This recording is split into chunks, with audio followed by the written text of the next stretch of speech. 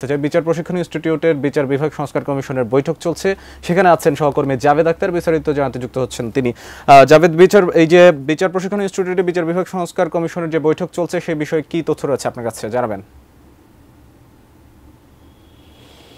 মাহমুদ, এই বৈঠকটি শুরু হয়েছে 11টার কিছু আগে, যদিও এটি 11টার দিকে বৈঠকটি শুরু হওয়ার কথা ছিল। গত রোববার একবার এই বৈঠকটি হয়েছিল এবং সেটি ছিল এই বিচার বিভাগ যে সংস্কার কমিশন, সেই সংস্কার কমিশনের প্রথম বৈঠক। যদিও সেদিন কোনো গণমাধ্যমকে জানানো হয়নি, আজ তারা গণমাধ্যমকে জানিয়েছেন, কিন্তু আমরা ইতিমধ্যে যে বৈঠকের ছবি সেটি নিতে চেয়েছি। তারা আমাদেরকে জানিয়েছেন যে বেলা 1টার দিকে তারা আসলে ব্রিফিং করবেন এবং আমরা ঠিক যেখানে আছি, এটা বিচার প্রশাসন প্রশিক্ষণ ইনস্টিটিউটের সামনে যে এই রুমটাতে ব্রিফিং বৈঠক করছেন, সেখানেও আসলে আমাদেরকে ওইভাবে দাঁড়াতে দেওয়া হচ্ছে না। আমরা এখানে যে বৈঠক চলছে সেই বৈঠকের সভাপতিত্ব করছেন বাংলাদেশের সুপ্রিম কোর্টের আপিল বিভাগের সাবেক বিচারপতি শাহ আবু নাঈম মমিনুর রহমান। এছাড়া আরও যারা উপস্থিত আছেন, হাইকোর্টের সাবেক 2জন বিচারপতি এমদাদুল হক এবং বিচারপতি ফরিদ আহমেদ শিবলি।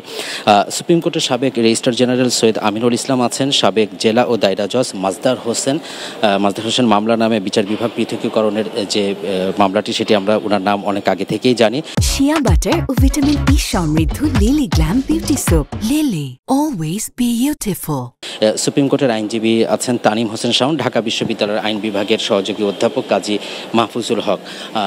এই 8 সদস্যের যে বৈঠক, 8 সদস্যের যে বিচার বিভাগ সংস্কার কমিশনের, এটি গঠন করা হয়েছিল গত 3 অক্টোবর এবং 3 অক্টোবর গঠন করার পরে গত রোববার তারা প্রথম বৈঠক করে এবং সেদিন তারা যে বিষয়টি নির্ধারণ করেন সেটি হচ্ছে প্রধান যে এই কমিশনের যিনি প্রধান আছেন আবু নাঈম মমিনুর রহমান, তিনি সহ অন্যান্য সদস্য তারা আসলে এজেন্ডা নিয়ে আসবেন। সেই এজেন্ডাগুলো কি, সেদিন তাদেরকে বলে দেওয়া হয়েছিল যে কী কী এজেন্ডার উপরে আসলে আলোচনা করা যায়, অর্থাৎ কোন কোন বিষয়গুলো তারা সংস্কারের বিষয়কে প্রাধান্য দিয়ে আলোচনা করবেন।